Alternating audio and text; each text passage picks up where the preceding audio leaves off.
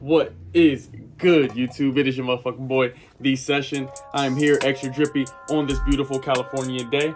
I wanted to come to y'all and teach you about a wash sale. This is something I discussed last video. I went live with Miss Nicole and we talked about how to file your taxes for stocks and for crypto. And y'all loved it. Yes, indeed you did. So if you loved that video, I think you're gonna love this one too. What I need from you is to hit the like button, the subscribe button, and all that other good shit. Okay, so what I'm gonna do is teach you exactly the definition of a wash sale. A wash sale occurs when you sell a security at a loss, then purchase that same security or substantially identical securities within 30 days. So what this means in layman terms is if you were going to purchase, if you were going to go ahead and sell, right? Let's say the market has been down, it's been down bad, right? And some of y'all are like, okay, I need to sell, take some money out. Let's say you have a 5 stocks, you say, right? I'll pop an example on the screen. If you're down in that position, if it says total return and there's a negative number there, if you sell, you're selling borrowed money. So if you sell and then try to buy back into that position, let's say you get some money the following week, you can't buy in that same position. You have to wait until the 31st day.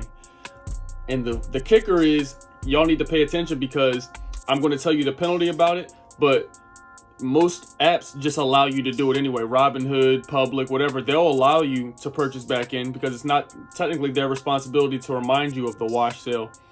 And, you know, a lot of us, this is our first year or two investing. So it's very important that we get up to date with what's going on with the taxes because the IRS is serious.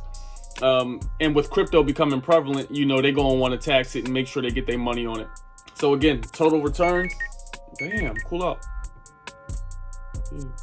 Okay, so when it says total return, if you have a positive return, then you can sell your profits. Let's say you were up 30% or something. You can sell a few shares and then buy back in at any time. Anytime. It doesn't have to be 30 days or anything. So if the total return is negative, that means you're selling borrowed money and you cannot invest back into said stock until your 31st day of waiting. Now, if you're a day trader, I got a solution for you to avoid wash sales.